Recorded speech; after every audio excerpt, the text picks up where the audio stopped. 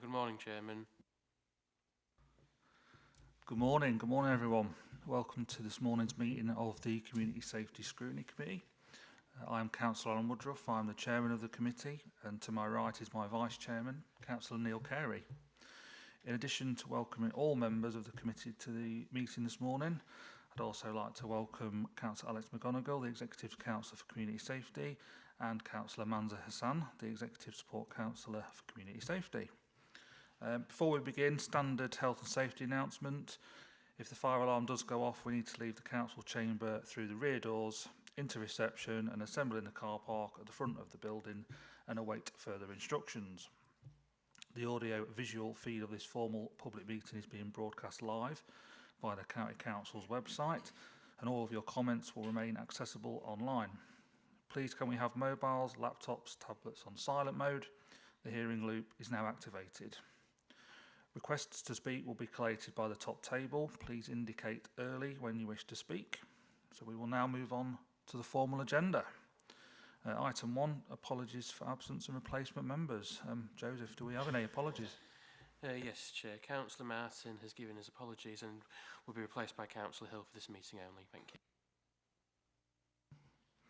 Thank you very much. Item 2 is declarations of members' interests. Do any members need to declare an interest? No. Excellent. Thank you very much. Item 3 is the minutes of the meeting of the Community Safety Scrutiny Committee held on the 16th of June 2026. This is on pages 5 to 10 of the agenda pack. The minutes are not for debate, but to agree they are a correct record and accurate of the previous meeting. If you have any questions on the content of the minutes, please do contact officers outside of the meeting. Can I have a proposer? Councillor Whittaker, and a seconder, Councillor Smith. Those in favour? Any against? Any abstentions? Thank you, those minutes are agreed. Item 4, announcements. I have no announcements to make this morning. Do we have any announcements from Councillor McGonigal? We do. Alex? Yes, thank you, Chair. I just wanted to take the opportunity today to say a heartfelt thank you and farewell to our senior coroner, Mr. Paul Smith, who's in the chamber with us today. He's been absolutely steadfast over the 18 years that he served as coroner with us. I don't think there's a job he hasn't done within the coroner's office during his tenure, and led the service through some really challenging times, including COVID, the merger between the coronial services from here in North East Lincolnshire, and he's held himself in very high regard throughout that during the very turmoil times. So I'd like to pass my thanks on to Paul today, and I wish him a very happy retirement, albeit short-lived, as he will be staying with us for a period of time to support with a handover. But thanks again, Paul, and enjoy your well-deserved rest. Thank you, Chair. No problem, yes. All the best, Paul. Moving on, any senior officers wish to make any announcements? Martin? Yeah, thank you, Chair. Again, I think just want to reflect also our thanks and gratitude for Mr. Paul Smith, just in terms of his tenure as senior coroner, and he's not, as Councillor McGonigal says, not quite escaping out the door. He will be staying on to assist us as an assistant coroner for the next time as he sees fit, so he's still going to be involved. I just also wanted to announce that we have gone through the process of selecting a new senior coroner, and Lorinda Bauer, who is the current area coroner for Nottinghamshire Coronial Area, will be joining us on the 1st of September this year as Mr. Smith's replacement. We are looking forward to her arrival and welcoming her into the Greater Lincolnshire Coronial area, and she will be attending this committee at her earliest opportunity as Mr. Smith's replacement. Thank you very much. Moving on to item 5 is the His Majesty's Senior Coroner Annual Report. This is found on pages 11 to 18 of the agenda pack, and this is the annual report upon the Coroner Service for Greater Lincolnshire. This report will be introduced by Paul Smith, the Coroner for Central Lincolnshire. Over to you, Paul. Thank you, Mr. Chairman.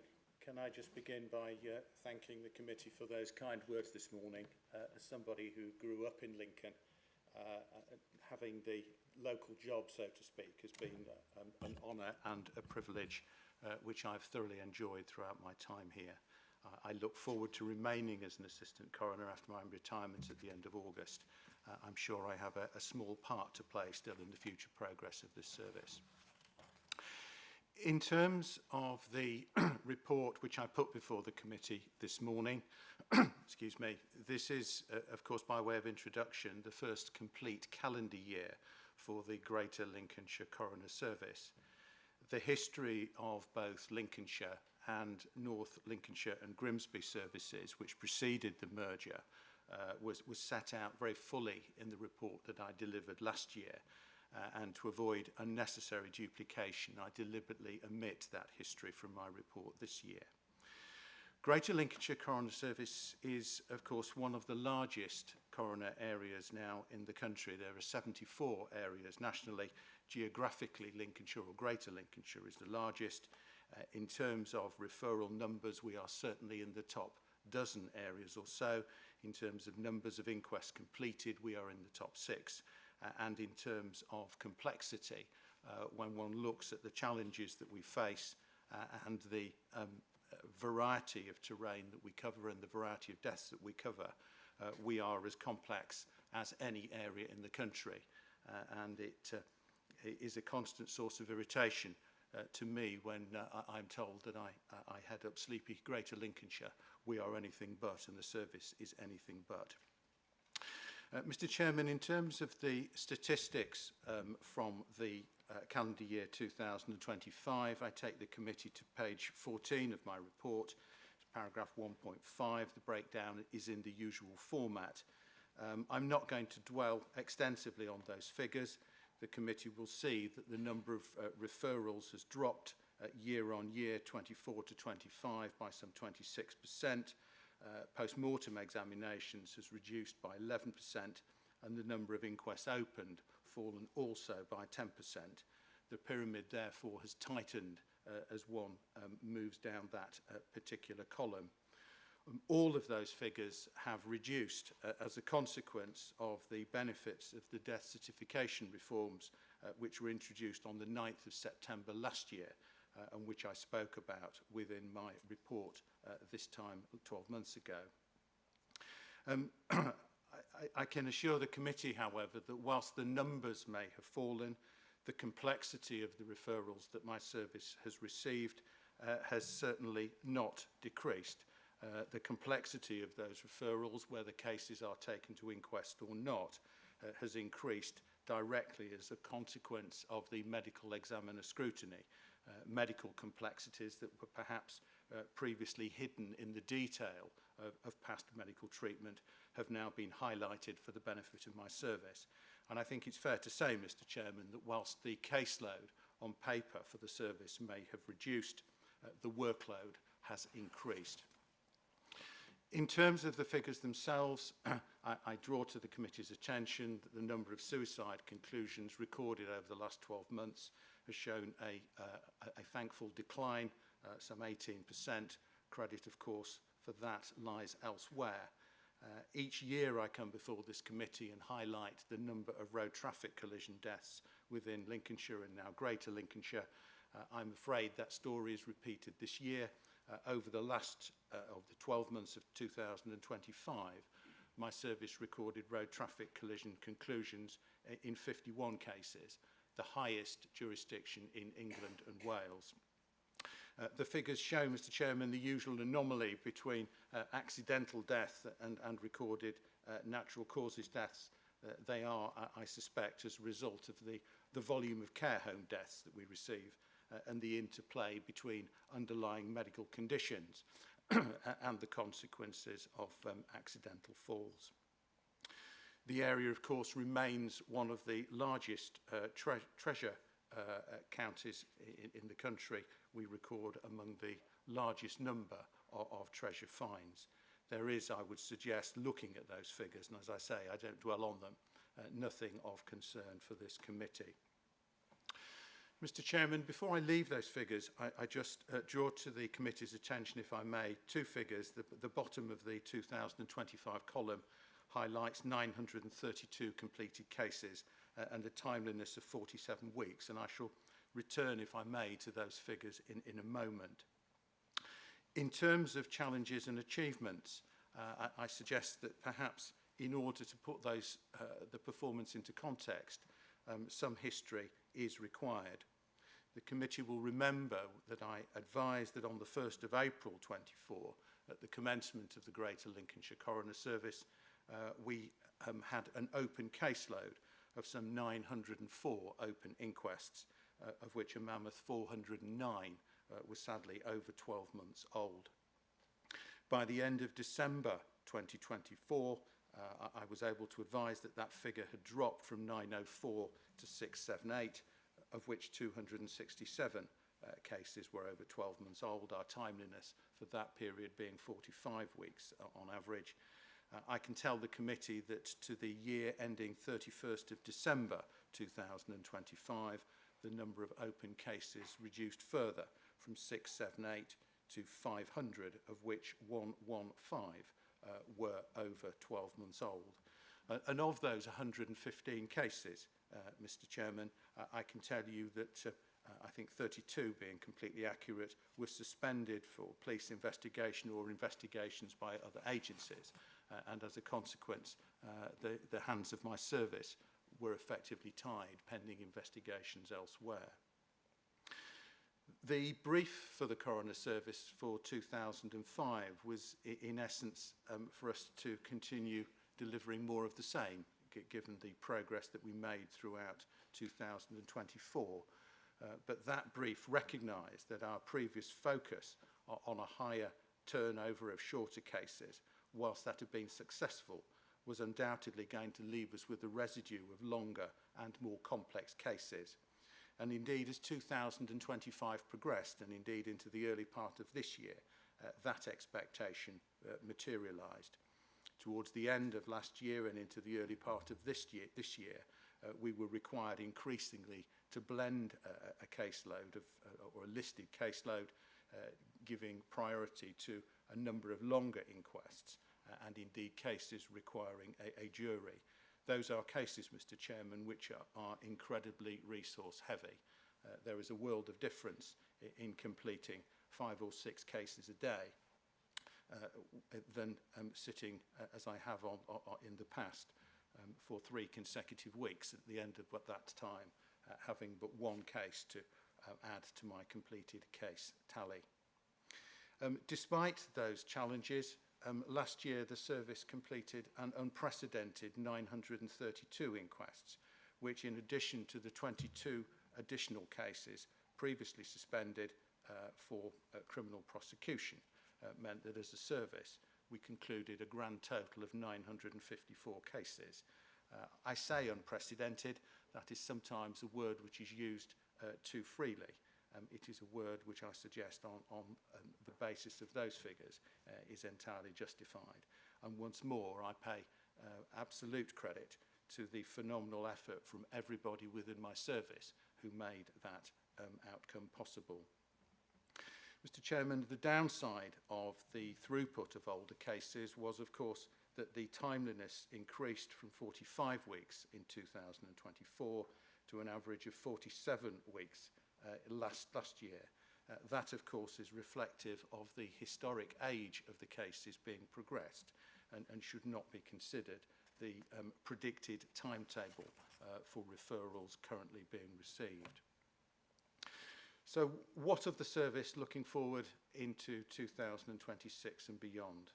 As I have indicated, jury inquests and longer inquests will need to form a significant part of our caseload moving forward, and the preparation of such cases means that it is unlikely that the successes of last year and the figures of last year will be replicated.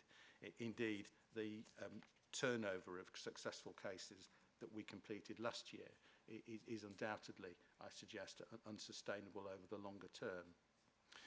Complexity of cases that we have received has also increased. That is a consequence of medical scrutiny through the ME service, a tremendous asset upon which my service relies. Secondly, complexity has increased as a consequence of increasing family participation, which can only be a good thing. But thirdly, we have noticed additional complexity resulting from the increased use of AI, artificial intelligence, within family submissions. Like every facet of the justice system, we've seen an increase in the use of AI in submissions.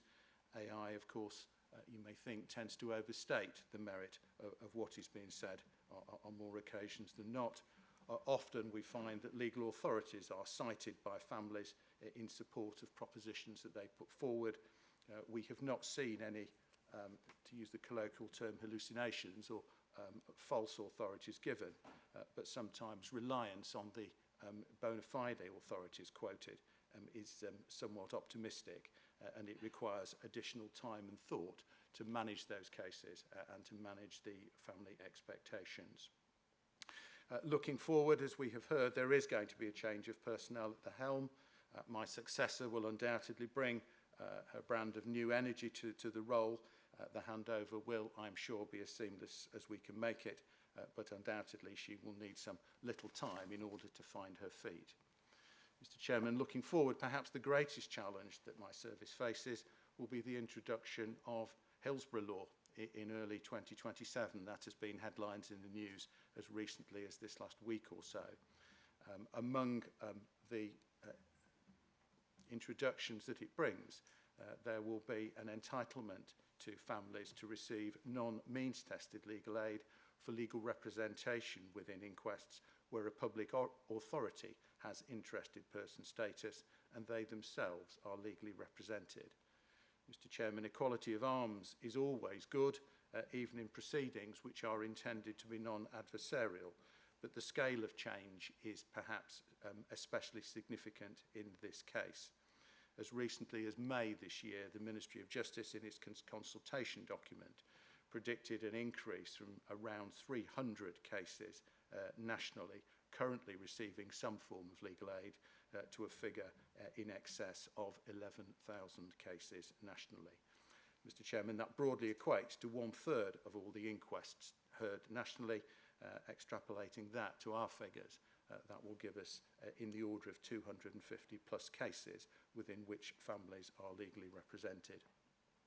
The proof of the pudding will of course be in the eating, but I think it highly likely that the greater involvement of lawyers in the inquest process is going to impact on the level of disclosure sought, legal arguments in relation to scope, disclosure, etc., and in particular the length of such inquests. Mr. Chairman, currently, as I sit here, and for the reasons which I've touched upon, the pace of progress within the Greater Lincolnshire Coroner Service has slowed. The age profile of our cases has changed. Far fewer cases that we hear now are over 12 months of age, and in the first half of 2026, I can tell you that our timeliness figure has reduced from 47 weeks to below 40. We are currently averaging 39 weeks, and that is perhaps the greatest single benefit that I commend to the committee on the performance of the service over the last year. Undoubtedly, in 12 months' time, Mr. Chairman, my successor will be telling you the full picture for the year. Remember where you heard it first, Mr. Chairman. The first 6 months have been very positive. Mr. Chairman, that completes my report, unless there are any matters that I can deal with from the committee. Thank you very much, Paul, for that report. I'm going to open it out now to members of the committee that wish to speak. I know we've got Councillor Carey. Corey, sorry. No, it's the other one. It's Corey. Yeah, Corey the Tory. It's easy to remember. Thank you, Chairman. Thank you for your report. Going back to your table on page 14 and caseload, You say your caseload has decreased, but your workload has increased, and you touched on it lightly. Thank you. But can you give us more detail on what that looks like for you daily? What impact that has on your resources and any resulting timeframe compliance issues that has, and how it impacts on working with your partner agencies, police, court services, etc. What does that mean for you and your team? And you mentioned it was unsustainable. In what way? Is this an eventual grinding to a halt issue, or have you identified further resources that will be needed, or different ways of working that will alleviate that? Thank you, Chairman. Well, there are a number of questions in there. Now, the reference to the figure being unsustainable was the completion of 932 cases during a calendar year, because the majority of those, or a great proportion of those, were cases which were old, ready for hearing, and with families who were very keen to proceed to inquest as quickly as possible. The profile of the caseload we now have, the backlog having been significantly addressed, has changed. We no longer have the low-hanging fruit in the cabinet to pick, and the concentration on volume rather than more complex cases needs to be refocused. In terms of increased complexity, what we now find is that cases which are plainly bound for coronial investigation often come to us directly rather than with any detailed medical examiner service scrutiny. What we are finding, however, is that following the extension of the medical examiner scheme to community deaths, cases which historically GPs would have probably said to us, this is natural, I don't need to refer, goes to the ME service, who says, yes, it may well be a natural death, but in the treatment there is medication which may have hastened death, there are potential complications from past surgery. Each of those, I use those just as examples, but each of those are matters which may make a death unnatural rather than wholly natural. So those are the sort of cases that come to us. Certainly the cases that came before, where my signature was needed in order that a wholly natural death be registered, have gone, but as I say, in their place. We are given matters which factually just require a little more digging. That does not, of course, mean that all of those cases go to inquest, but it does mean that perhaps a more detailed level of scrutiny is required before we can say hand on heart that there is nothing for us to see here. Our core duty is not met. The duty to investigate is not met, and we can properly bat back cases to the medical examiner service for them to sign off as natural. So in terms of impact on the service, the volume of cases is lower. That offsets to a significant degree the increased complexity. On a number of occasions, it may take a little longer than it has historically to look at cases, determine that whilst there may have been an unnatural element sometime in the past, we are satisfied that they are not cases that need to go to inquest, but they are then out of the system, and we can then concentrate on our inquest figures. In terms of grinding to a halt, absolutely not. We have reduced, as I have said, open cases from over 900 now to a shade over 500. As we continue to resolve the longer cases and jury cases, which are always going to be a fact of life, it will be a question of blending those cases, the longer cases, with shorter cases to make sure that all lists are fully listed and that we use our assistant coroners as much as we can. I've already had conversations with James in relation to the need to perhaps increase the stable of assistant coroners. Of course, come the end of August, as I'm staying on, that increases by 1 by default. Not part of my plan, but it's a happy coincidence. There may well also be a need for us to look at the number of sitting days for our assistant coroners. Currently, they sit the bare minimum of 20 days a year. We are, as a service, as lean as they come in terms of coroner resource. If we look, and I don't have the detailed figures, but if we look at the areas who sit around us in terms of the numbers of referrals, and certainly across the East Midlands, many have far more assistant coroners than we do. But we are a lean team, but we are an effective team. I hope that covers your answer. Yes, it does. Thank you very much. Thank you. Thank you. Councillor Smith. Thank you, Chairman. Thank you very much, Paul, for the report, and I hope you enjoy your semi-retirement. Thank you. You highlighted about the change in 2027, about the legal aid and the increase in complexity. It's going to take longer to prepare and hear cases. So is this going to be an increase in financial burden? And if so, can that be budgeted for, or is it an unknown quantity? It, I think, will be an increase in financial burden. How big a burden it's going to be, I don't think anyone knows. Certainly, as far as the national picture is concerned, the Chief Coroner's training this year includes training on Hillsborough law, but until we know what the fine print looks like in practical terms, and I think until it starts to bed in, we won't know how big an impact it's going to have. But from past experience and talking as someone who's a lawyer in their past life, if you put lawyers in a courtroom, things are never quicker. Thank you. Councillor Hill. Thank you. Can I just associate my comments thanking Paul for his long service, not just as coroner, but previous life as an assistant coroner. And in that time, I think one shouldn't underestimate the challenge of merging Greater Lincolnshire coroners, and careful on what words I use. I think there was, shall we say, a lot of work to do in terms of bringing the northern part of Greater Lincolnshire up to speed, shall we say, with what we're doing, and that was a massive piece of work, which is, and I think it's gone very smoothly, so that's a credit to Paul as well. Obviously, he's also overseen the medical examiner implementation, again, complicated, and I think, as he said, it will reduce the numbers but increase the complexity.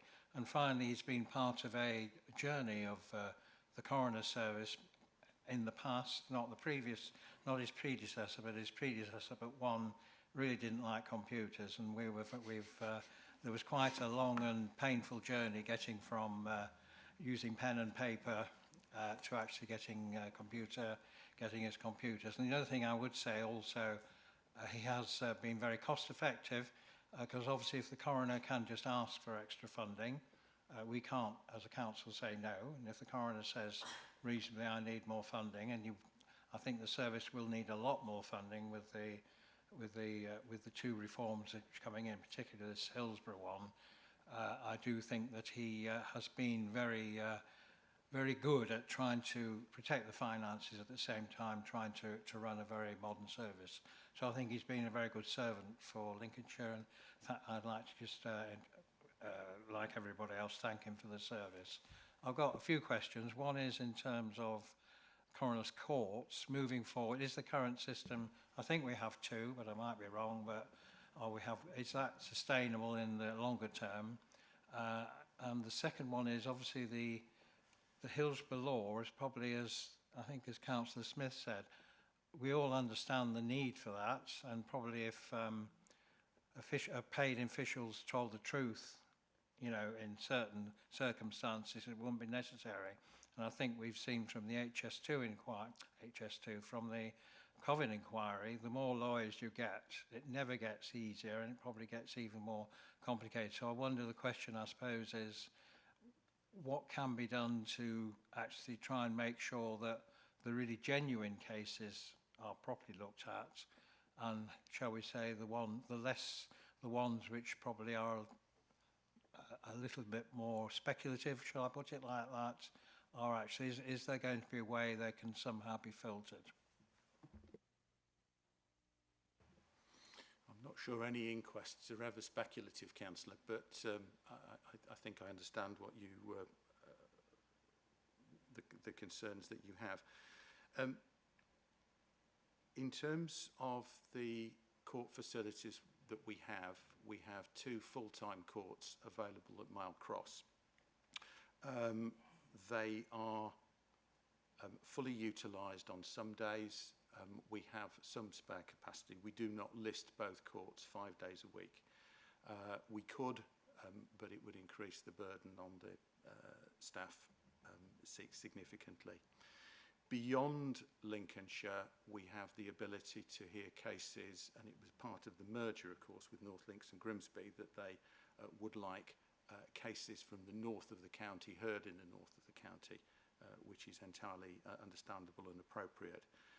We are hampered a little in that by virtue of the fact that we sit in the main council chamber at Grimsby Town Hall in Grimsby. That was closed for a long time in 2024 for repair work. I don't quite know how the current situation fits into that, but it's due to close again later this summer, I think at the end of August. I think it's having a new roof or something. We have sat also in Cleethorpes, perhaps not the best planning, that Cleethorpes Town Hall is also closing for refurbishment at the same time. In the north of the county we have or in the north of my jurisdiction, we will have a period within which we have limited venues. Scunthorpe we use occasionally. It is less suited to coronial hearings simply by virtue of the nature of the building. It's a busy office rather than a court. We have capacity in listing, and the absence of a courtroom is not an issue now as it was in the past. Going back to Hillsborough, as I said, I think the proof of the pudding is going to be in the eating. It may be in 12 months. I sit here and you'll think I've been a harbinger of doom, and it hasn't been as bad as maybe feared. I suspect it will increase the complexity and the volume of work that we have to do. But until it happens, that is no more than an educated guess.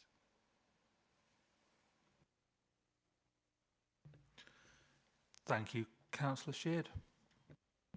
Thank you, Chair. Thank you for the report. I just wondered, has there been any feedback from bereaved families about communication and about the support they've been offered? And just on top of that, are there any sort of gaps that you can identify with working with the NHS, the police, with the fire and rescue services, perhaps, that could be addressed to perhaps make those communications more fluid? Family feedback is something which is monitored in each and every case. If there is a complaint, I get to hear about it. If there is a nice thank you letter, I also get to hear about it. And if you walk around my office, virtually every coroner's officer has a thank you card on their desk. And they aren't historic with the ink faded, they are changed on a fairly regular basis. The overarching feedback that we get is that people come to us at a very difficult time in their lives, and they are in the main very pleased with the quality of service that they get. That said, you clearly cannot please all the people all the time, and all our families are grieving, and grief clearly affects people very deeply. In terms of communications with outside agencies, it is difficult to draw any hard and fast patterns. We have had issues in the past with the local hospital trust and the provision of reports. I have held meetings with the medical director there. I've had a very good working relationship with Dr. Farquharson and his replacement. When issues have arisen, we have been able to sit down and have a mature conversation and address those issues, so that reports have been forthcoming. We have similar conversations with the North Lincs and Gould Trust in the north of the county. We have very few issues with Lincolnshire Police and Lincolnshire Fire and Rescue Service. If there is a problem, I hope my officers would come and talk to me about it, and if there is a problem that requires escalating, I would much rather pick up the phone or email somebody and say, we have this issue, what are we going to do about it? in my experience, that level of collaboration usually pays dividends.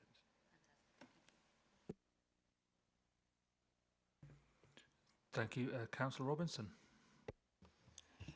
Thank you very much. Again, thank you very much for the report that is better in terms of numbers. I remember when this came to scrutiny last year, and it was a bit more, bit worse than it is now. So well done for that. Just going back to the Hillsborough law, you said you don't know the impact of it. When will you have some more detail on the to be able to make those proactive measures if financially and within the team for those changes? I suppose the absolute truthful answer is I don't know. What I can say is that the National Coroner Training on Hillsborough Law is presently being rolled out. I'm booked on the November training course. I'm not sure when my successor, Ms Bauer, is booked on it, but all our coroners will have completed the training, certainly I think by, if not the end of the year, the beginning of next year. It is unlikely to be effective much before April of next year, at least that's my understanding. So it's probably going to be something which comes in during the course, or the impact is experienced this time next year onwards. So I suspect the financial impact is going to be greater, probably 27, 28, 28, 29 than it is within the immediate year. Once we see which way the wind is blowing and we are able to identify any particular trends which the impact of the new law brings, then clearly that is the time then to have those conversations. But I suspect that if there is some provision in place to increase the number of assistant coroner sittings and or indeed the number of assistant coroners, that will, at least in the short term, provide a significant blanket of comfort. So if I could just come in there as well, just to provide the committee with a bit of assurance, conversations have already started to take place around the recruitment of a further assistant coroner in addition to Mr Smith in readiness for this. The recruitment process for any coroner is very lengthy, so this will be in place well before. Also recognise the concerns around the budgetary impact and what that has on staff and resource. Those conversations are already taking place and will feed into budget setting next year. Just highlighting on Paul, we've been on a very upward trajectory with this service, clearing the historic backlogs from the north. We don't want that to stop. We've still got a little way to go, and the financial measures and the conversations between us and Councillor McGonigal will be taking place in preparation for this. So just some assurance there. Thank you. Just a further question. Just regarding local government reorganisation, the report says about that there's 2 police areas within this, Lincolnshire and Humberside, and obviously the local resilience forum and the emergency response areas of the NHS. Obviously, under the mayoral authority, there might be a combination of the Humberside and Lincolnshire Police. What are you doing? Is there any work that's already going on to sort of mitigate those changes, and will that impact the service? So just on judicial boundaries for coroners, so this sits outside of LGR. So Ministry of Justice, Lord Chancellor, parliamentary process set those boundaries as a separate piece of work. So when LGR comes in, as it stands at the moment, the coronial boundary of Greater Lincolnshire will not be affected.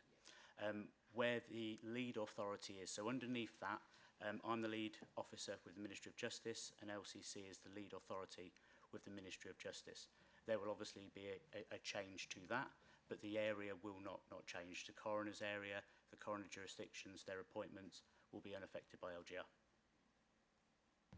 I'm just asking in terms of, because obviously that there is some, with the area being over the Lincolnshire side, I'm just asking if there's any, when that changes, will that impact your service, and are you already preparing for that? We all already operate over that area. We've already worked with the number of the 2 police forces. We work already with those partners, so I don't see that being an impact to us at all. I think the main impact will be where do the officers sit under which new authority, which still covers the Greater Lincolnshire. So, no, I don't see LGR affecting the coroner service. Brilliant. Thank you. Okay, thank you very much, everyone, for your comments and questions. I'm proposing that we have reviewed and are satisfied with the progress and performance of the coroner's service up to the 31st of December 2025, and that we will receive a further report in 12 months' time. Can we please raise hands if we agree? That's unanimous. Thank you very much. That is agreed. Okay, moving on to item 6 is the Lincolnshire Fire and Rescue Statement of Assurance for 25-26. This is on pages 19 to 46 of your agenda packs. Lincolnshire Fire and Rescue Statement of Assurance 25-26 will be used as a source of information on which to base the Secretary of State's biennial report under Section 25 of the Fire and Rescue Service Act 2004. The report will be introduced by Joe Housestead, the Brigade Manager, and Mark Baxter, the Chief Fire Officer. Over to you both. Thank you. Thank you very much, Chair, and good morning, Councillors. So today we're going to present the annual Statement of Assurance. So a little bit of background. The Fire and Rescue National Framework for England sets out the requirements for fire and rescue authorities to provide an annual statement assurance, which covers financial, governance and operational matters, and how that we show we have done due regard into the expectations set out in our Community Risk Management Plan and the requirements included in the framework. The attached report is intended to meet that obligation. So the Ministry of Housing, Communities and Local Government provide guidance on the content of the statement, but do not specify how to present the information, leaving the responsibility with the individual fire and rescue authorities. As Lincolnshire Fire and Rescue Service is part of the County Council, much of the financial information has already been published in the Council's Statement of Accounts. Other information is readily available in the existing published documents. To avoid duplication, these have been referenced in the Statement of Assurance where appropriate.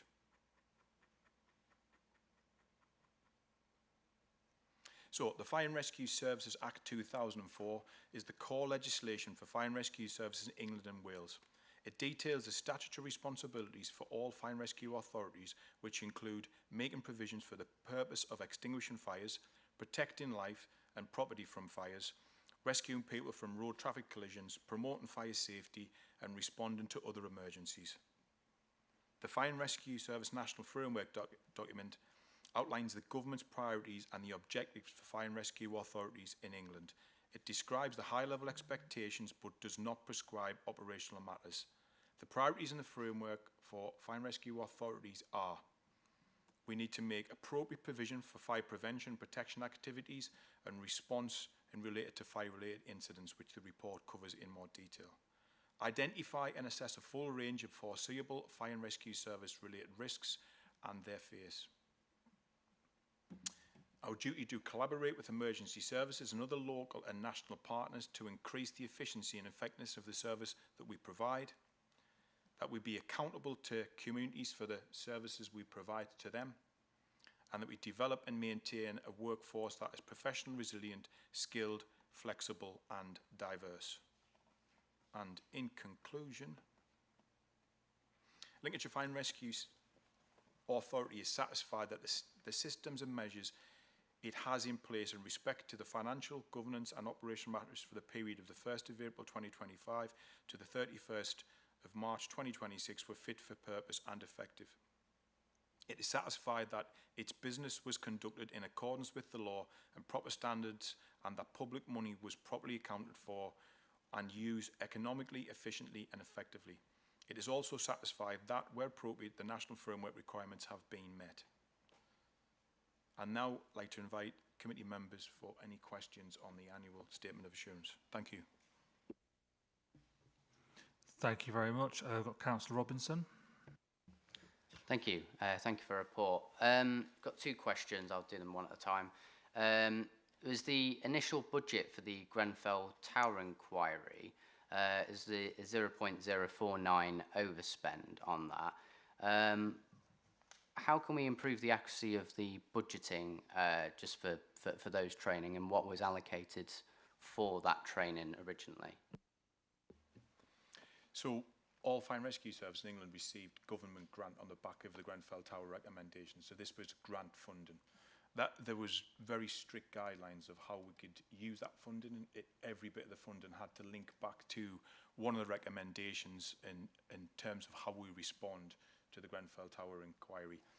We couldn't fully absorb that into baseline budgets because it's a grant. We got it for a couple of years. The direction of travel is that might not get those grants in future. So what we've done with our budget is we've made sure that we've upskilled our staff with the risks that were identified in the Grenfell Tower inquiry, and we've also made sure that we address all the concerns within Lincolnshire that are linked to the inquiry recommendations. Sorry, just want to add on that in regards to the specific requirements for the training that came in year. So the requirement from the Grenfell Tower recommendation came post-budget setting. So it was an additional pressure we had outside of the current budget setting process. Okay, thank you very much. Just with the just speaks about the digital transformation. I know we spoke about that last year about one of the first scrutiny committees actually about digital transformation and having the Power BI dashboards. We spoke a little bit about AI being integrated into that decision making. I don't see it in the report here. I don't know whether that's anything that is being thought about, or whether it's better. Do you feel like it should be more human-based decision making, or is there a more combination between AI and human decision making? Yeah, thanks for the question, Councillor. I think we are just starting to develop and use AI more within the fire and rescue service, and that's nationally as well as in Lincolnshire. So I would say, to answer your question, we do a bit of both. We still do the actual human intervention, looking at the dashboards and making informed decisions from the data in front of us. AI is only as good as what it says at the end when it says, please check your data for accuracy when you put something in AI. So it still requires a human intervention and a proofread and sense check from the chief and myself as a principal officer to make sure we're doing our business correctly and we're providing the correct level of response to the public. Thank you. We've got Councillor Hill.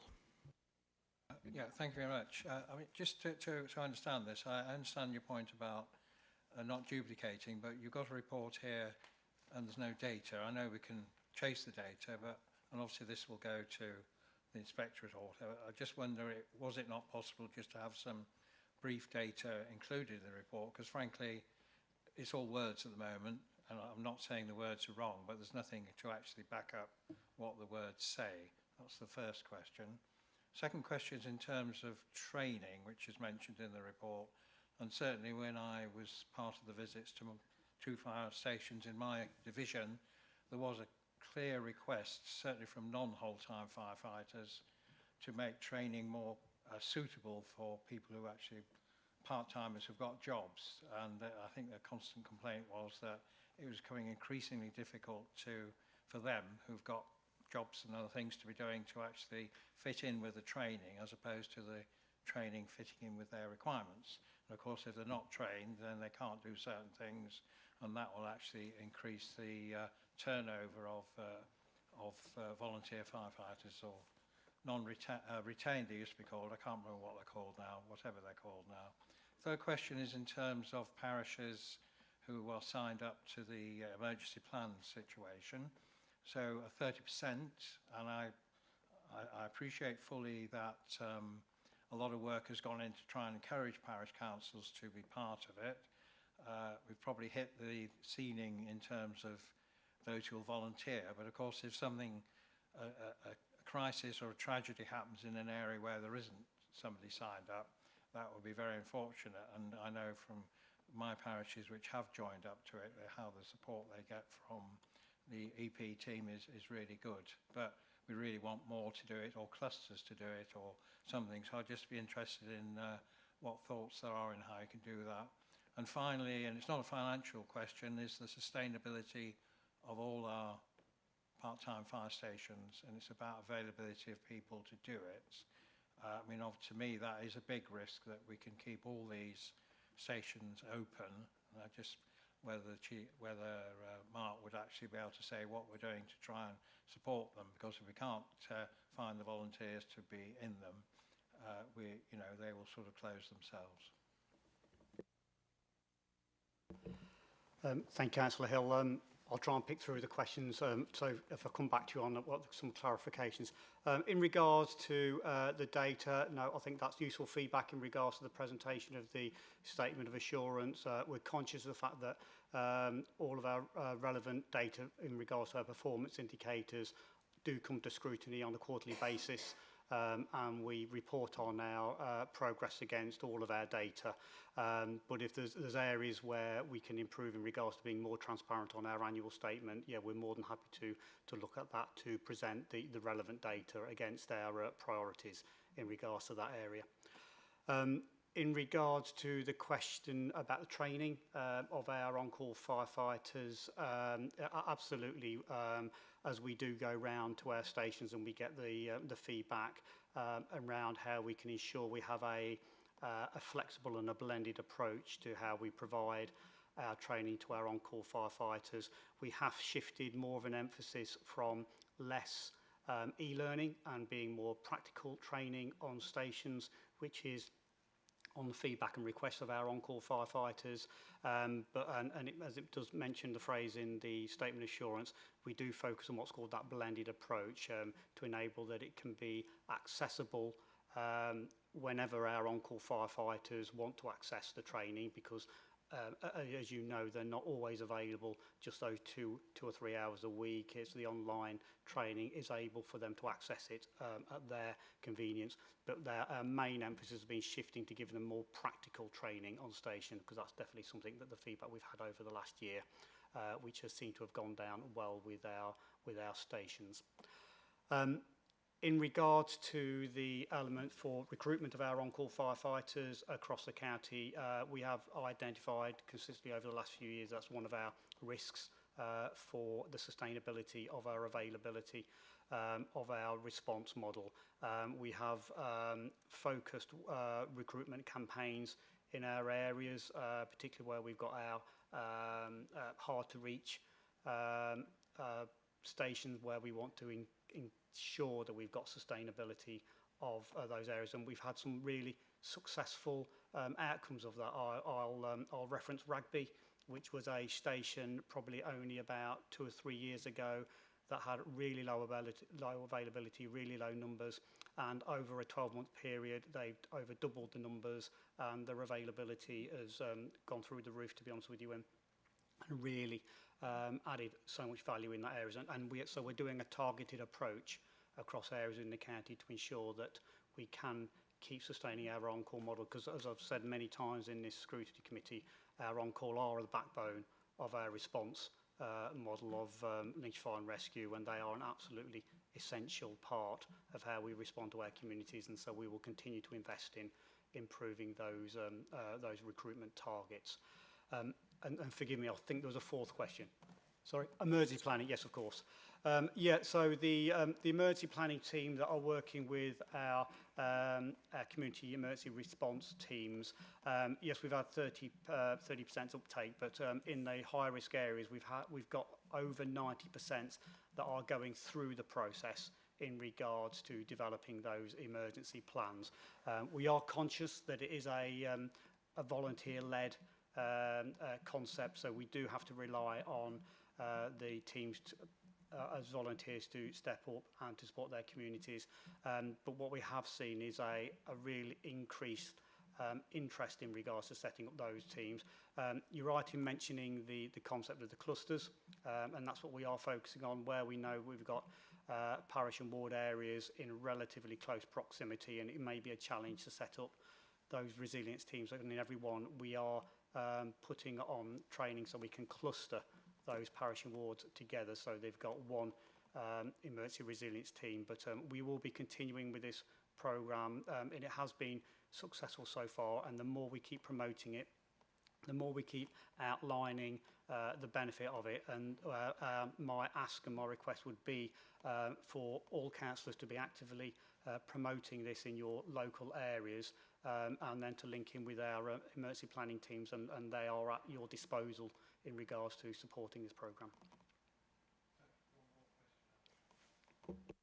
The one was, of course, you're changing the shift system, which means that some firefighters will lose money. So is there a risk there that, I know we've got a queue of people wanting to join full-time firefighters, but obviously there will be some churn as I don't know when the new system beds in, but there'll be some happy people, some less happy people. So just interested in the risk you feel there is, and whether you feel there will be some people will leave, or what do you think is going to happen? Currently we're in the position of still working through final proposals of what our future response model will be.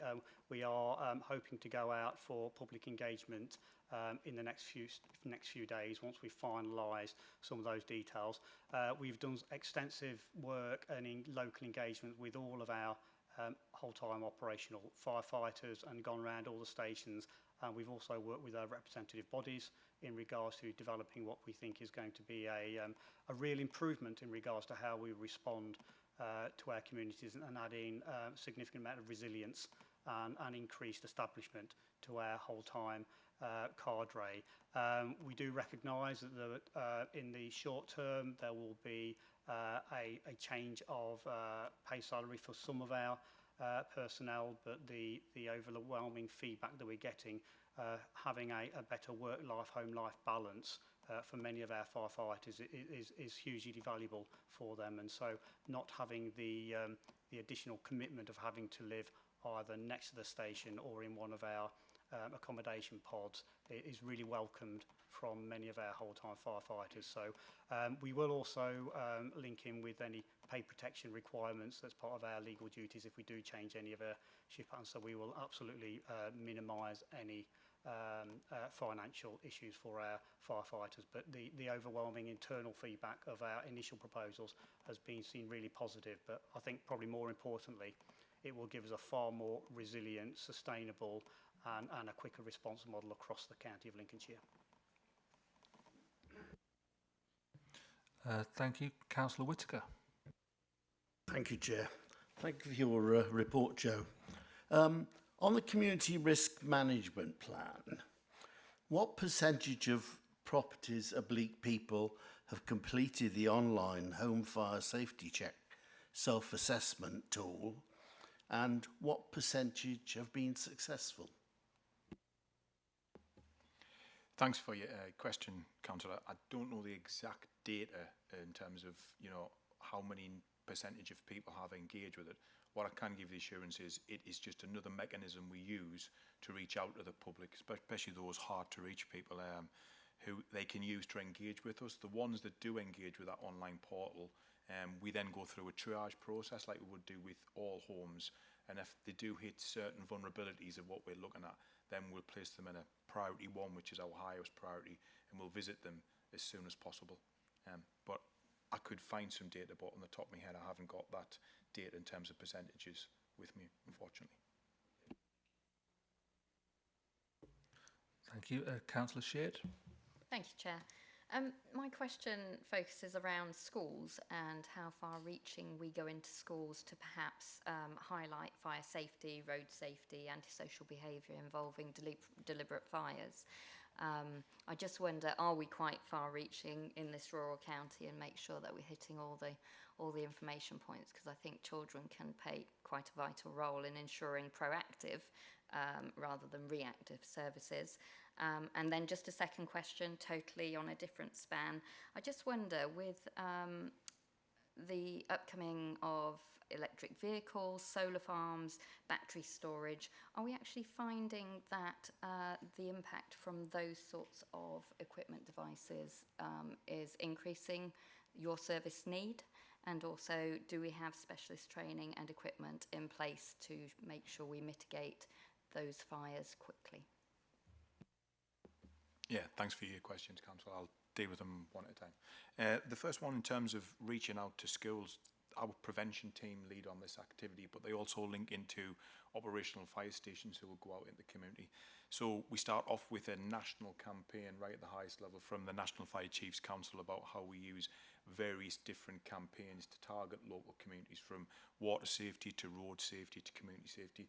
So we do follow that calendar, but as well as that, we also keep it to the local Lincolnshire Fire and Rescue Service area. So when we do see trends in the data through our performance management, when we do see, you know, a hotspot of a particular type of incident type, we can then tailor some of our campaigns to those local communities. Part of our community safety offering is firefighters will go along to schools as well as community safety advocates, and they will do talks and lectures, and they're aimed at different key stages of the curriculum, so that we target people at a young age, we then revisit them a little bit older, and then a little bit older, and just try and really hit home some of those safety messages. Because you're right, we can reach the children, but obviously the children then go home and speak to the parents. So we leave them literature, which they give to the parents, we give them a talk, and then revisit that several checkpoints throughout sort of as they move into adult life. In terms of electric vehicles, battery energy storage systems, the technology is advancing quickly. We are seeing a lot more of these types of systems and vehicles in the community, but I think a local trend and what follows the more national trend is we still, touch wood, aren't seeing a huge incline in the incidents related to these types of systems. In terms of battery energy storage systems, when these are built, because we're the regulating authority, they will have to consult with us about what measures they've got in place. We will look at their management plans. Do we think the site could be safer if having some intervention at their response plans? So we do get a good look at those types of systems through our fire safety inspectors to be able to make recommendations. In terms of technologies, we're constantly looking at different ways to extinguish these fires. We've got systems in place, we've got safe systems of work. Part of our innovation really within the Fire and Rescue Service is looking what's new on the market and is there anything new and developing out there. So we constantly look at that as well. Sorry, if I can just come on to add, I just wanted to use the opportunity in regards to your really important question about working with the schools. We were also really quite reactive in regards to what's their local risk. So I think it is worth mentioning, because we know we had some extremely tragic incidents within our inland waters within the county over the last couple of months. And on the back of that, we've engaged with every school within the county to try and raise the awareness of water safety. We've actively gone into some schools as well and raising the concerns that we have on how young people can be around our inland water courses around the county, because we recognise that's a real risk for us, and we have an opportunity to try and influence some of the behaviours for our young people through the school settings. And I think it's also worth noting that through our role in LinkedIn through the National Fire Chiefs Council, there's been an updated statutory guidance for governing bodies within the education centre through the RSE, which is a relationships education, sexual education and health education. Bit of a mouthful in there, but it's giving a statutory guidance that all primary and secondary school settings will now give input in regards to water safety, fire safety, and road safety at various levels. So I think there's a real progress in regards to how we can influence our young people. And then my final element of it is we've developed and we've given access to all educational settings Staywise platform, which is a platform that's developed by Blue Light Services and other emergency services that have got a whole range of educational tools that are deliberately designed for our young people, that's free to use, free to access, that gives all water safety, fire safety, road safety interventions that we continue developing. So many of our school settings already have access to that. Thank you, Chair. And really good questions. Thank you, Councillor Sheard, and thanks for the comprehensive answers, Mark and Joe. I was just hoping to bring in Martin Parker here to provide you with a little bit more context around what we do with the schools, especially when it comes to fire safety and antisocial behaviour. So over to you if you don't mind, Martin. Thank you. Yeah. So the fire service are part of our Stay Safe offer with schools that deals with all aspects of kind of healthy living through to antisocial behaviour. We've also done targeted activity, obviously, through the Beyond project that we're doing, which again is kind of targeting those young people who may be on the verge of antisocial behaviour, which includes fire safety elements. And we've used kind of extra funding to enable us to do those intervention programmes, which we've done at Sleaford, Gainsborough, Louth, currently at Boston, looking to move to Lincoln next. We've also utilised some serious violence funding to bolster the fire cadet process in Gainsborough, again with that specific look of fire safety, antisocial behaviour and activities. And you'll also see within the sort of Section 17 plan for what the council is looking to discharge their Section 17 duty, a specific thing about a county-wide fire break element. So it's about obtaining some funding to be able to kind of do some interventive work to increase better pathways, identify those people that are at risk, and then work with them in the community, either through a targeted prevention element through our Safe proposals with schooling, or through the Beyond project, or through this project. So there's a number of kind of proactive activities that are taking place around fire safety, antisocial behaviour, and the links that we have with young people. Thank you very much. Councillor Corey. Thank you, Chairman. Thank you for your report. I've got two questions. My first question is around open water swimming. We've had two appalling tragedies in Lincoln recently, and Lincolnshire Fire and Rescue has been on local TV quite extensively talking about this. Martin touched on the work that you're doing with schools. What are we doing collectively to get that message to predominantly young people? I think that tempting as open water is, it's actually presents quite deathly opportunities. So I've seen the TV messages. Practically, what are we doing to get into schools and places where young people gather and seek their influences? And then I'll come to my next question. So there's many facets to in regards to how we're going to try and have a positive impact in regards to, as you say, the tragic incidents. I would suggest there's two broad strategies. There's an engineered solution programme, and there's also a changing of behaviours programme.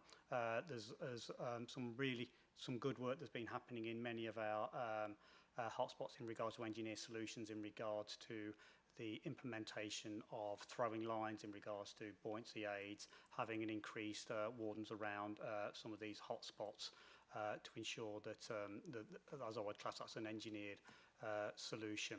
But fundamentally, it's about changing of behaviours and trying to raise the awareness and understanding of the risks of entering into our inland waters. That is about us engaging with our young people, and it's also engaging with parents and responsible adults that who look after our young people as well. And we are continually pushing the water safety messages through our multimedia platforms, through our direct engagement through with schools. We are, where we can, we're going to start linking in with youth groups as well, and any place where we know that young people are going to be together to try and keep pushing that message about the dangers of entering into our inland waters. I think for any change of behaviours, it will just take time, and we will keep reinforcing that message, and it's something that we are committed to. But I think it's very much a multi-agency, and it's an across all authorities responsibility to be able to keep pushing that message. And it is positive to see that there is a unification in regards to all agencies and all authorities that are committed in regards to keep pushing the message, reminding all of our young people, reminding parents as well that please don't enter into inland waters. They're not safe places to play and go into to swim, and keep pushing the advice of what we can do for people if they do enter the water. It's just going to have to be a continual pushing of that same message. Thank you. And something equally tragic when it happens. Pages 30-31, Caravan Safety Partnership. Thankfully, it's not something that happens very often, but it does kind of happen in spades. A couple of years ago, there were, a cluster of incidents. I see that you've got targeted engagement sessions and that we talk to public bodies. Public bodies are always easier to engage with than private individuals. A couple of years ago, there was a campaign, and I'm sure you're still doing it, to get people to understand who live in caravans. They're probably more aware of the dangers. People who stay in caravans, they're probably less aware. So what are we doing to ensure that people who go there for short breaks, holidays, are fully aware of the dangers that they should look out for, their own behaviours, and any features in a caravan that don't look quite right that they need to bring to someone's attention? Thank you. Yeah, thank you very much for your question, Councillor. So a couple of things. Following the tragic events that happened in the county, our community safety team had a bit of a get-together to produce a campaign about, one, how we were going to identify the individual caravans, so not just the sites, because you can imagine caravan sites are quite complex with a number of caravans, could be hundreds, especially over on the east coast, over at Skegness. So that was part of the identification process, was then led us on to, well, how do we engage with the site first and foremost, and then how do we engage with the individuals? And then the third arm to it was, how do we respond more quickly? So they came up with some innovative ideas. They engaged with the local licensing teams and the local community to find out how they could get into the caravan sites first and foremost, how they can promote safety messages when people's either with their caravan or not with their caravan, because caravans can present a danger when they're not occupied. What we did then was work with the local areas to get what 3 words developed with every single caravan on that site, so that our crews knew that when they pulled up at the front gates of a caravan site and you said, caravan 110, for example, where am I going? They've now got clear risk information, a clear identification from the site owners and the data they've got, so they can respond quicker. Now, the campaign had a lot more to it than the information I can give you there, but it has been recognised by the National Fire Chiefs Council as innovative practice, and His Majesty's Inspector for Constabulary and Fire and Rescue Service have also recognised that even though this work is in its infancy, they recognise positive practice being developed by Lincolnshire Fire and Rescue Service, which is feeding up into the national picture. Like Mark says, these things we constantly monitor, we constantly evaluate to try and say, actually, are we achieving what we're setting out to achieve? So we will be reevaluating that to say, on a yearly basis, has the number of fires come down within caravan sites? Has the number of injuries? Has the number of, sadly, fatalities come down? And then we'll reevaluate the campaign to make tweaks and further adjustments to hopefully make sure that delivers even more success. Thank you. And in terms of getting the message to people who are staying, got short-term lets, or maybe there for a weekend, and maybe fire safety is not uppermost in their mind. They want to go out, have a good time, and then come back and just enjoy the sights and sounds. What are we doing to get to these people? I know that there was that campaign. How are we pushing that? Are we still maintaining that campaign to get people who stay in caravans to be aware of fire safety? Yeah, with that campaign's still ongoing, and even the smaller sites, we do take literature to them. We do give the responsible person for that site a number of leaflets and literature, so when people turn up to occupy that caravan, it's readily available in each caravan, so they look at it and they understand the dangers. Caravan communities, sometimes they can be quite static, but obviously quite transient with people coming in and out of the county. So you're right, Councillor, it's the transient ones we need to think about as well as the static ones.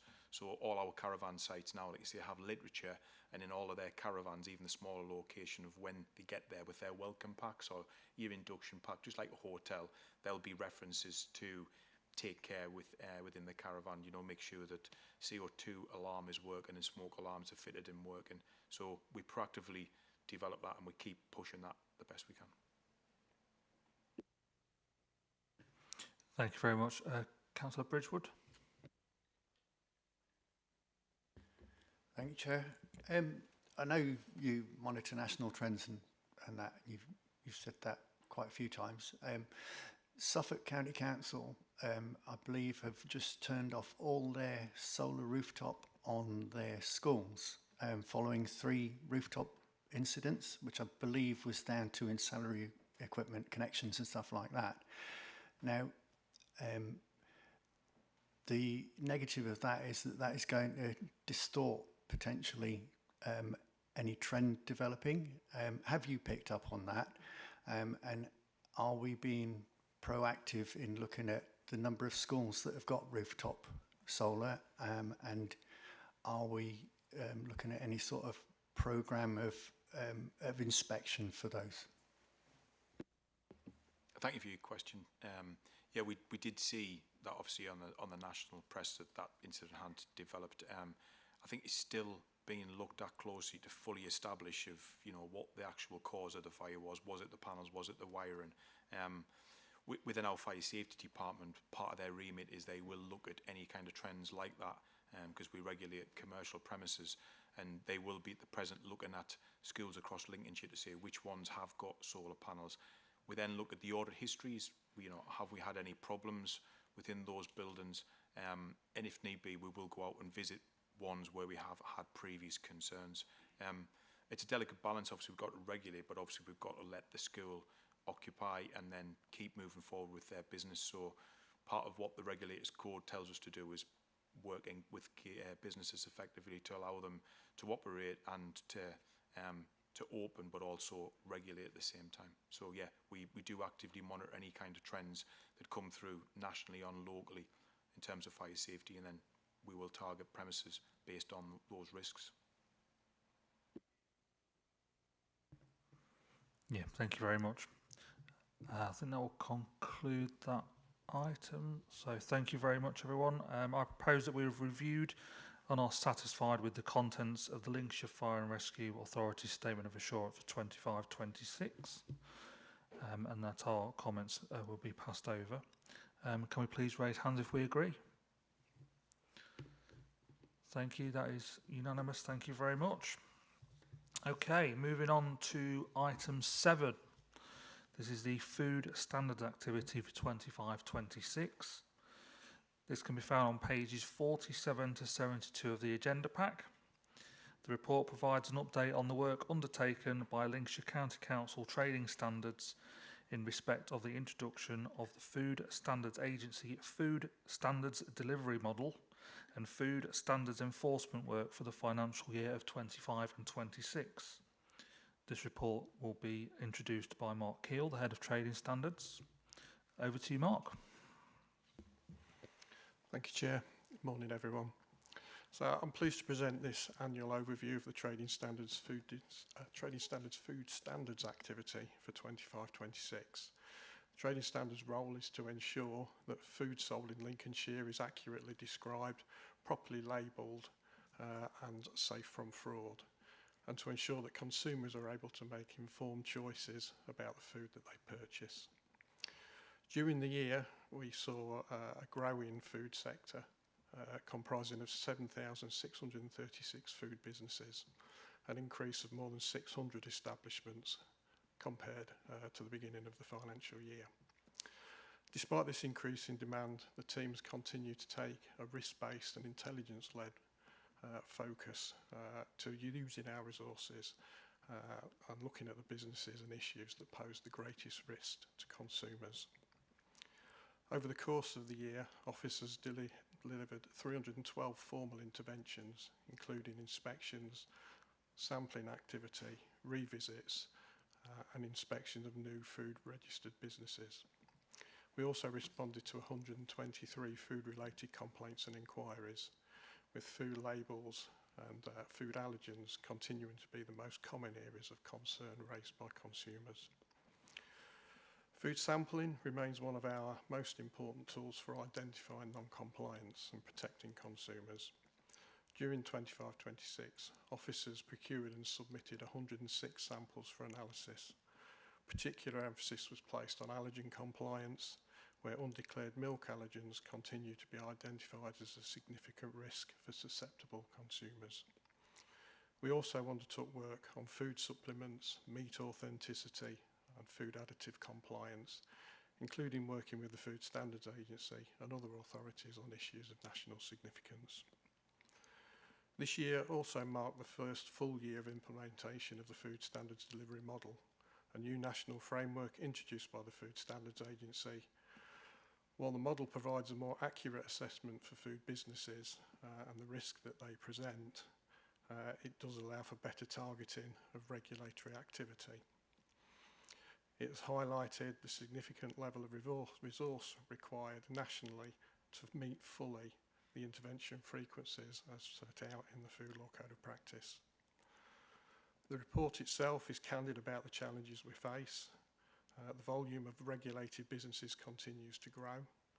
Intervention requirements have increased under the new model, and the service has approximately 2.8 full-time equivalent competent officers delivering this work at the moment, against an estimated requirement of around 7 to fully meet the Code of Practice expectations. As a result, we continue to prioritise higher risk businesses, emerging risks and allergen compliance through intelligent-led enforcement activity. Alongside enforcement, we continue to support businesses through advice, training, earned recognition and primary authority partnerships. The aim of helping businesses comply with their legal obligations and attempting to prevent issues before they occur. We are also investing in our future workforce through apprenticeships and officer development to improve capacity over coming years. In summary, despite increasing demand and resource pressures, Lincolnshire Trading Standards has continued to deliver an effective food standards service focused on protecting consumers, supporting legitimate business and targeting those areas where the greatest risks to public health and consumer confidence exist. I'm happy to take any questions that the committee has. Thank you. Thank you very much, Mark. Councillor Smith. Thank you, Chairman. A lot of people these days have allergies to food. So when a food hazard has been identified and you have to immediately carry out a risk assessment, which must incur a lot of extra work for yourselves, how do you pass on the extent and the severity of the risk to restaurants, takeaways and, importantly, schools? Thank you. It would depend on the type of problem that we've encountered. So if it was related to a specific premise, then we will deal with that specific premise and go in, probably working with our environmental health colleagues and provide the advice, make sure they've got the proper practices in place and to work with them to avoid those issues. And sometimes with small businesses, the issue can be further up the chain. They're not actually manufacturing the food themselves, particularly things like burgers or the kebabs where we see the problem with milk. They're buying those in from manufacturers or through wholesalers. So part of that then is to follow that back up through the supply chain, working with other local authorities if the manufacturer or wholesaler is in their area. If it's a manufacturer issue that we find, then that then becomes a food incident. The level of the food incident will depend on how widespread the area is that they're supplying the product out to. So if it's local, it's just a localised incident, and we will deal with that and work with the business to contact all of their customers to ensure that they're aware of the problem and to get recourse and things like that in place. If it is a manufacturer that is supplying nationally, then that becomes a more significant hazard. And again, we report that into the Food Standards Agency, and we're working with them, and they will take the lead setting up a national working group, I suppose I would call it. They'll look at the incident and how that response is then managed. So we will get, obviously we're involved on the ground working with the business, but again it's all around contacting customers, letting the supply chain know, trying to trace where products have ended up, making sure recalls are in place and that type of thing. Schools, it would depend on the suppliers. We have done some work with suppliers into schools to make sure that, that the food that they're selling is putting in schools is compliant. But if they were a customer of the problem area that we were looking at, then yes, we would make sure that advice was made available. Thank you. Councillor Sheard. Thank you, Chair. So just spinning the service round a little bit. So if somebody has gone out to have a meal and they have concerns to raise, what's the easiest way for them to do that? And what information do they get back from that? So to conclude what has happened. And then just on a different note, there's an awful lot of recipe box companies now that allow people to order their food online. It's home delivered. How are they inspected and what standards do they have to meet? Right, in terms of somebody who's been out to a restaurant, for example, if the easiest way to contact us is through the Citizens Advice Consumer Service. They will take the details, they will refer that through to us. All allergen complaints that come into the service are treated as high risk, so it will be passed on to an officer to look into. So that officer then would be in touch with the person making that complaint. So that is the primary way to do that. In terms of those businesses that are sending out ingredient boxes, they are a food business. They have to comply with the full range of food labelling requirements. They have to make those allergens known because I think they send it out on a recipe by recipe basis. So when you go online, you should be able to see what's included in that recipe, and allergens should be highlighted within those recipes for people with allergies to identify. Just having worked in that industry, I know that sometimes mistakes are made when the lines are replenned, if you like, the trays that are put up for the picker to put into the box. Sometimes mistakes are made. I just wondered if you have a lot of reports of that and how that is dealt with. I'm not sure on the numbers. I would have to check that. Quite often where we do find a problem with allergens, it has been due to some sort of change in the process.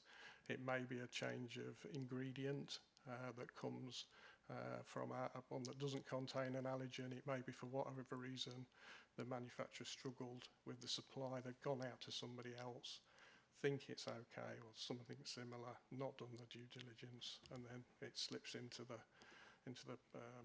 food chain that way and makes its way through the system. So if you look at food recalls and things like that, a lot of it is around an ingredient potentially that has changed there. We would investigate it and we would try to identify how the issue has occurred. Businesses do make mistakes, and then it's looking at their hazard and critical control point plans. What steps have they taken to minimise the risk, and have they followed the plan? And I think that's how we would look at it. Thank you. Councillor Whittaker. Thank you, Chair. Thank you for your report, Mark. On the food standards delivery model, Para 19.3 says currently unable to deliver the full level of intervention required by FSDM. How long do you estimate it will be before you are actually capable to deliver this as a full level? Obviously, we're talking about numbers of staff, etc. So that's quite a difficult one to gauge, because obviously it'll depend on the changing picture of the food or the food business model for the county going forward. If that continues to increase, then obviously the number of officers we need working in that area increases as well. What I can say is we are training officers to pick up on this. We have been hit with our previous food lead officer retired at the beginning of the year. So we lost somebody with 40 years plus experience working in this area. We had 2 people qualify last year. Nathan's one of them, and Natasha as well, who come through the apprenticeship scheme. We've got 4 officers currently training, and we just, as we bring in new officers and we bring in new apprentices, we look at the requirements of the service. Food is one of those areas that are identified, along with feed, which is another area that has statutory qualifications.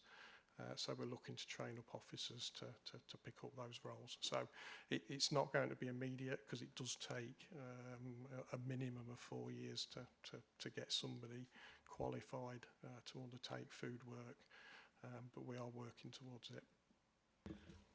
Another question there. For apprentices, are you taking them year on year? No, we're taking them as vacancies arise at the moment. We don't have a trainee post budget within the service, which was something we had when I started, but that's obviously a good few years ago now. But it's something we would like to reintroduce if we could, but it is just having the budget for that. Maybe we'll have to look at that. Thank you. Councillor Robinson. Thank you very much. Thank you for the report. Just wanted to highlight something that's quite bizarre, that there's no duty to inform the local authority if the business ceases trading. What discussions have you had with the FSA about this to change this? Because it seems like a glaring issue in sort of the way you work. You're contacting a business that doesn't exist. Yeah, it is an issue, and it has been raised at national level with the Food Standards Agency. It's an ongoing thing. The food registration scheme has been there for a number of years, and this has been an issue throughout that period. And we certainly saw, when we looked at our review of our premise database that we undertook in 24-25 in the run-up to the implementation, we found a number of duplicate premises on our own database, and it was quite a significant piece of work to sanitise that.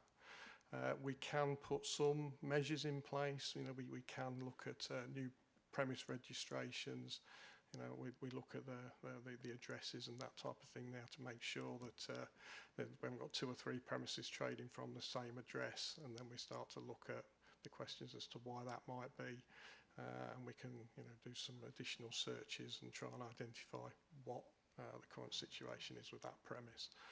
And we'll close down the ones where we think they have shut down. So it is an issue, and it will cause a little bit of distortion to our database, but we are taking steps to mitigate that to the best of our ability.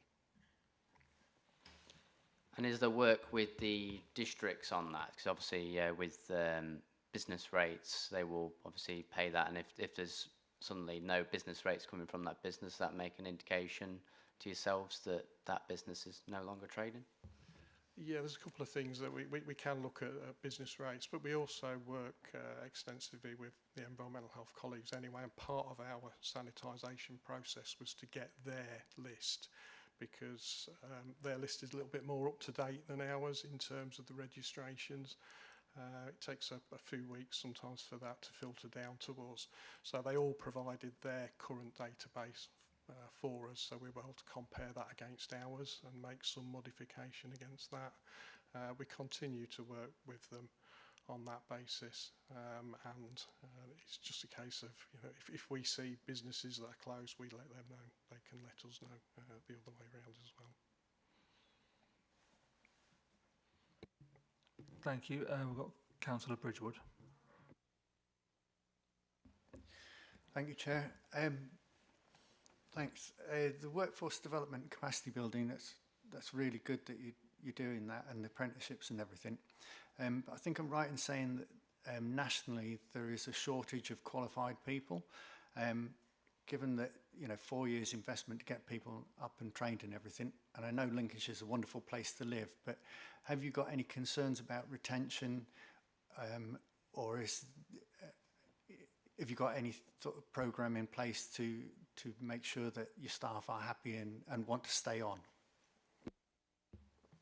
In terms of nationally, yes, there is a national shortage of officers, and that continues to be a problem.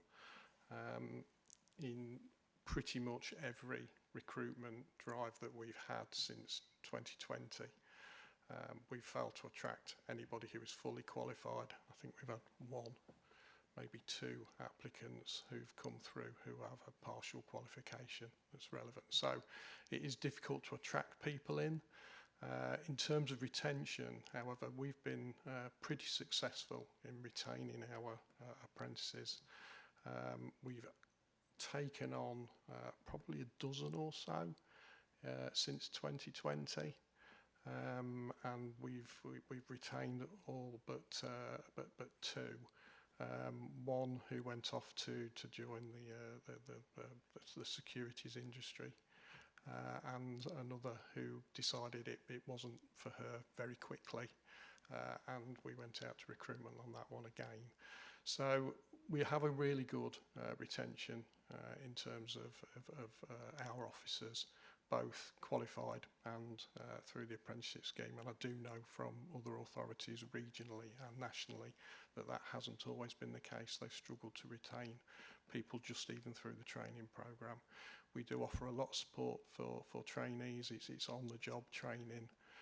We try to get them fully immersed into the work as quickly as possible, giving them some responsibility and providing the assistance that they need to complete their qualifications. And I think that's the best investment that we can make with them. We also in 24-25 did a full structured review of pay as well to make sure that their kind of pay was in line with other local authorities. So that went through all evaluation, and we saw a number of number of increases in pay scales as well, which again, kind of, if you are comparative with other areas, then you're more likely to stay. So that was another good outcome. Thank you. That's good to hear that you've identified that and you're monitoring it well. Thanks. Yes, thank you very much. I think that concludes all the comments and questions. So I propose that we have reviewed with the contents of the report and have been assured on the delivery of food standards work undertaken by Trading Standards. Can we please raise hands if we agree? Thank you. I think that's unanimous. Thank you very much. That is agreed. We will move on to item 8, which is the Community Safety Scrutiny Committee Work Programme. This is on pages 73 to 80 of the agenda pack and will enable the committee to comment on the contents of the work programme. The report will be presented by Hannah Colclough, our Scrutiny Officer. Over to you, Hannah. Thank you, Chair. Looking ahead to the next meeting will be on the 8th of September. We have currently got 3 substantive items on the work programme. The performance report for Q1, 2026-27, the Trading Standards Metrology Activity 2025 to 2026, and then sitting as the Crime and Disorder Scrutiny Committee, the Stay Safe Partnership Annual Update. Thank you.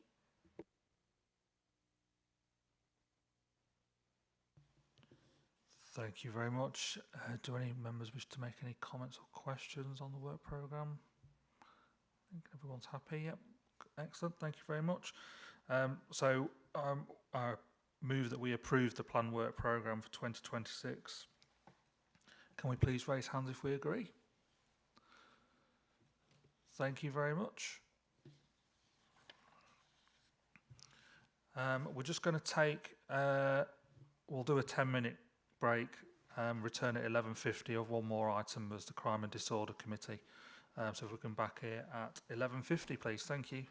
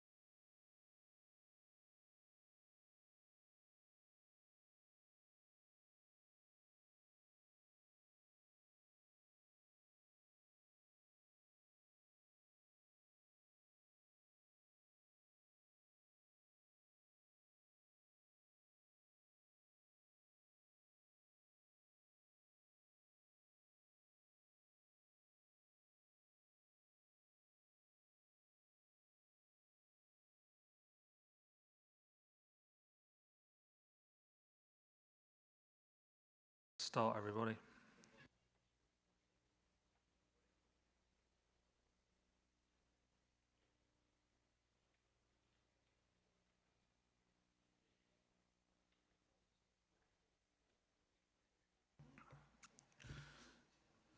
Okay, thank you everyone.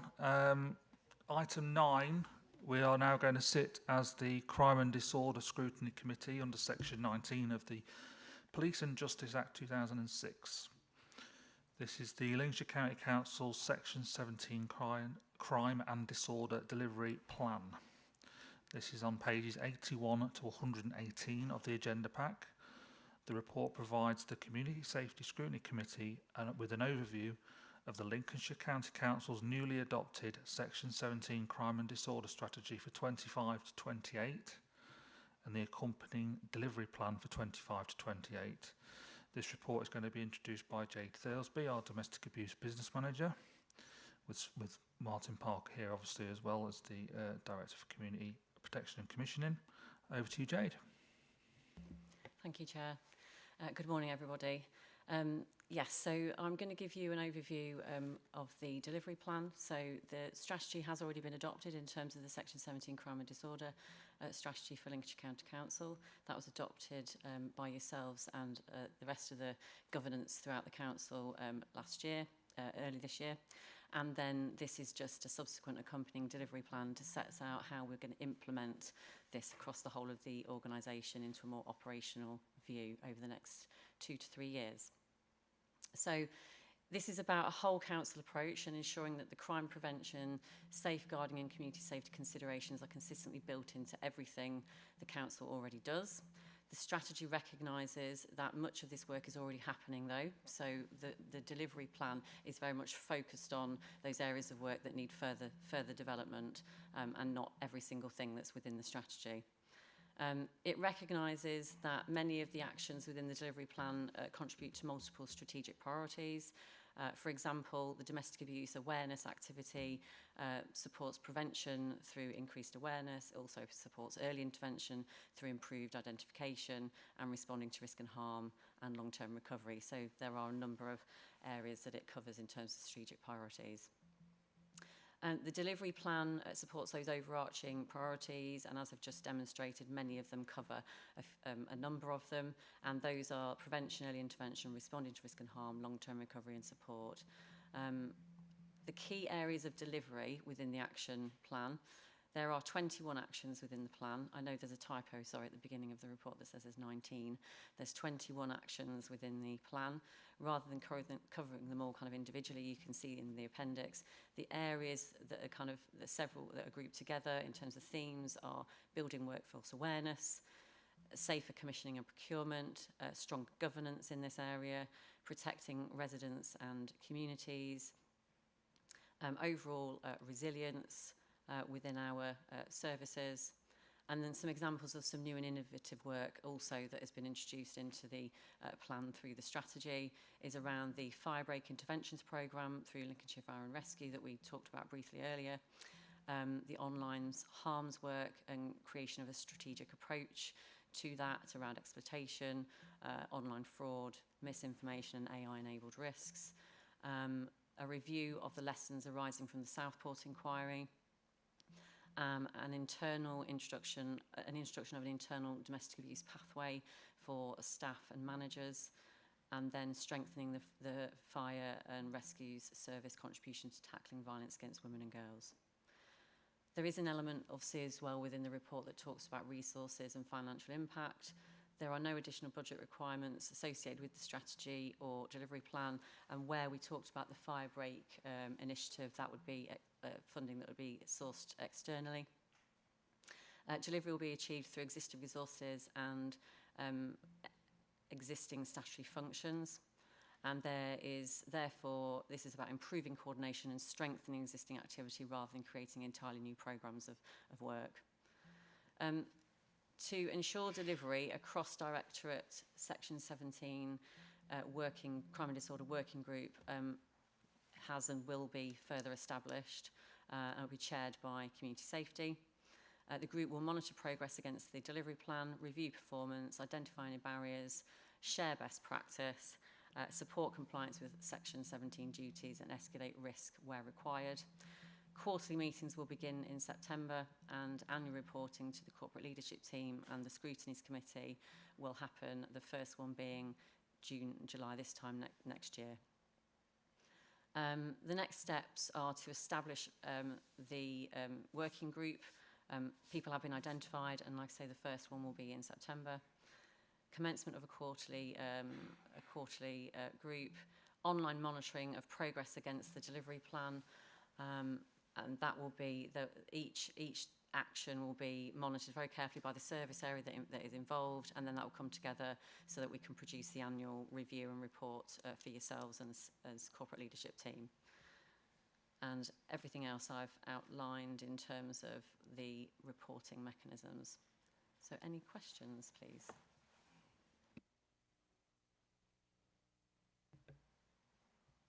Thank you very much, Jade. Any members wish to... Councillor Sheard? Thank you. I just wondered what sort of, just thinking about the community and impacts within the community, what data sets do we actually use to set our priorities? What information do we actually collate, learn from? Do we talk to communities? Where do we get the information from? So just for context, apologies, I probably should have said this. This delivery plan is focused more on our internal approach to Section 17 crime and disorder reduction. The community elements and everything in there that is built in, but the community elements are covered in our partnership work that we're doing. So in our Safer Lincolnshire Partnership Strategy, our domestic abuse strategy, and also our adults safeguarding board strategy. So that's where you would see that more community-based element. And that all obviously informs the work we do as a council, but this plan is more focused on our internal mechanisms and what we need to do around Section 17 crime and disorder. Okay, so just, sorry, coming back on that then, how do we ensure that highways, adult care, children, public services, etc., how do we ensure that we communicate effectively across the board to ensure the delivery of those priorities? Thank you. Yeah, so that's where the working group will come in. Everyone, I've got a SPOC within each directorate who has helped deliver and implement the strategy as well as the delivery plan, and those people will sit on that working group and will carefully obviously monitor with myself the progress that we're making against that delivery plan, which we'll then bring here to show you that progress that we've made against each individual action within there.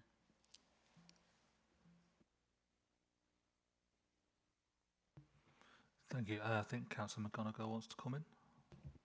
Yeah, not a question, more of a comment and an appreciation, really. Firstly, to the monitoring officer, Mr. Will Bell, for identifying that there was a gap here across the council and instructed us that we needed to create this strategy.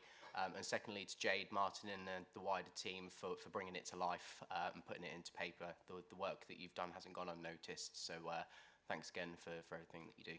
Thank you, Chair. Thank you very much. Councillor Hill. And, number 4, require providers to work in partnership. So is that now a legal requirement, or is that just hoping? Because obviously we have had issues in the past with various partners who haven't really stepped up. So is it still sort of hoping they will, or is there any sort of any legislation or anything we can back that up with? Thank you, Councillor. Yes, this is in relation to our commissioned services.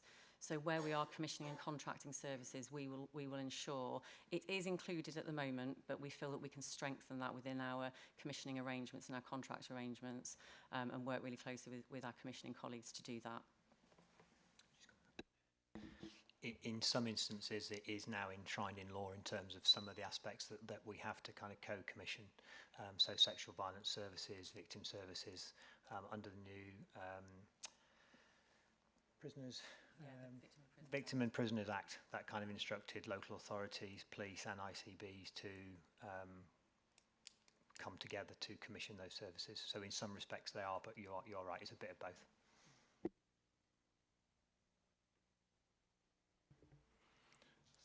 Thank you very much. If there's no other comments and questions, we'll finish that there.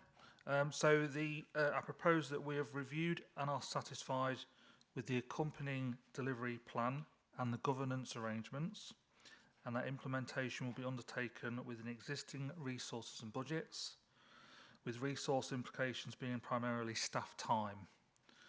Also, we will support the proposed oversight arrangements, including the quarterly working group meetings from September 2026, annual reporting to CLT, and the Community Safety Scrutiny Committee, with the first progress report scheduled for June and July 2027. Can we please raise hands if we agree? Thank you very much. That is unanimous. That actually concludes the meeting. That's the end of the meeting. Thank you very much, everyone, for today.